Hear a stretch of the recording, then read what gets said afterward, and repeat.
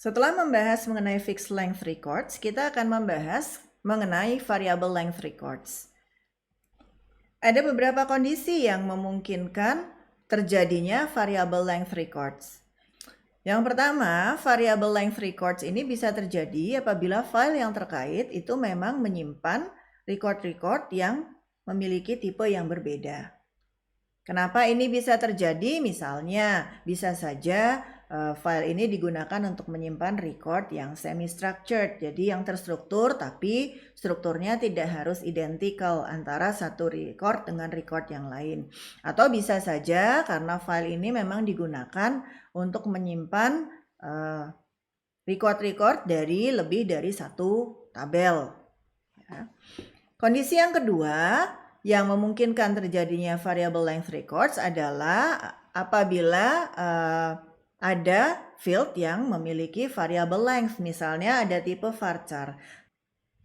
Kondisi yang ketiga, ini apabila pada file itu diizinkan repeating fields. Jadi apabila pada record kita itu dimungkinkan multi-value fields. Ya, pada model-model data lama gitu itu dimungkinkan. Misalnya apa? Misalnya kalau kita menyimpan data buku, kemudian ada list of keywords. Nah, ini kan repeating fields gitu ya. Nah, ini akan menyebabkan recordnya menjadi variable length. Jadi ukurannya tidak sama. Ini adalah kondisi-kondisi yang memungkinkan munculnya variable length records. Nah, apabila kita memiliki records yang panjangnya variabel, tentu saja dibutuhkan sebuah mekanisme tambahan untuk mengenali bahwa ini adalah sebuah record.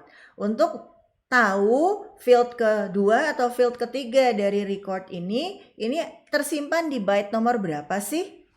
Yang pertama, tentu saja bagaimana kemudian mengidentifikasi sebuah record, bagaimana menyimpan sebuah record sehingga saya bisa mengenali setiap field atau setiap atributnya dengan benar.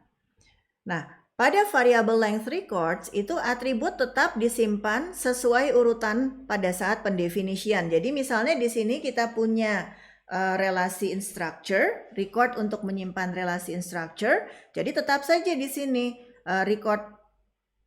atribut yang pertama ini digunakan untuk menyimpan ID, atribut yang kedua digunakan untuk menyimpan nama, atribut yang ketiga digunakan untuk menyimpan departemen, dan yang terakhir atribut keempat ini digunakan untuk menyimpan salary. Nah, kita bisa lihat di sini bahwa tadi pada instructor itu 3 atribut pertama itu adalah varchar, sehingga panjangnya variabel, sedangkan atribut yang terakhir itu adalah tipe numerik, sehingga ukurannya fix. Nah, di sini bisa dilihat bahwa untuk atribut-atribut yang variable length, itu yang kita simpan di sini bukan nilai sebenarnya, tapi yang kita simpan ini adalah informasi mengenai lokasi di mana nilai yang sebenarnya itu ada. Ya, bisa ditemukan. Jadi di sini kita menyimpannya adalah offset dan length. Offset ini menyatakan byte keberapa, atribut tersebut nilainya tersimpan, sedangkan length ini menyatakan jumlah bytes yang dipakai untuk menyimpan nilai atribut tersebut. Jadi misalnya di sini dituliskan 21,5, itu artinya atribut ID bisa ditemukan pada byte ke-21 sepanjang 5 bytes. Itu untuk variable length attribute. Sedangkan fixed length attribute itu tetap disimpan nilainya apa adanya. Nah, kita bisa lihat di sini bahwa actual datanya ada di bagian belakang. Jadi setelah fix value-nya, jadi setelah bagian yang menyimpan atribut secara terurut, kemudian dilanjutkan dengan portion yang kedua atau bagian yang kedua, ini untuk menyimpan actual data dari variable length attributes. Pada ilustrasi ini terdapat bagian yang disebut sebagai null bitmap. Null bitmap ini digunakan untuk menyimpan daftar atribut yang memiliki nilai 0. Karena di sini hanya ada 4 atribut, tentu saja hanya dibutuhkan 4 bit. Karena masing-masing bit di sini akan bernilai 01, dia akan bernilai 1 apabila atribut terkait itu bernilai 0. Karena hanya 4 bit, maka cukup disimpan di dalam 1 bytes. Ini salah satu pilihan representasi.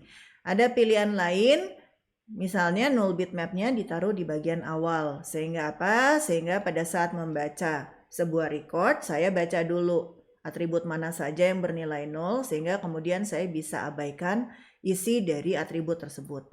Atau ada pendekatan lain yang tidak menggunakan null bitmap secara khusus, tapi yang dilakukan adalah mengosongkan atribut yang bernilai 0. Nah, setelah mengetahui bagaimana sebuah record itu disimpan, maka selanjutnya kita melihat bagaimana menempatkan record-record yang ukurannya bervariasi ini ke dalam sebuah blok. Karena ingat kembali, penyimpanan record itu selalu basisnya blok. Di bagian depan dari blok yang menyimpan variable length records, itu akan selalu ada section yang disebut sebagai block header. Pada block header ini, kita menyimpan informasi jumlah record yang terdapat di dalam blok ini. Yang kedua adalah end of free space. Nanti akan saya jelaskan end of free space ini persisnya isinya apa.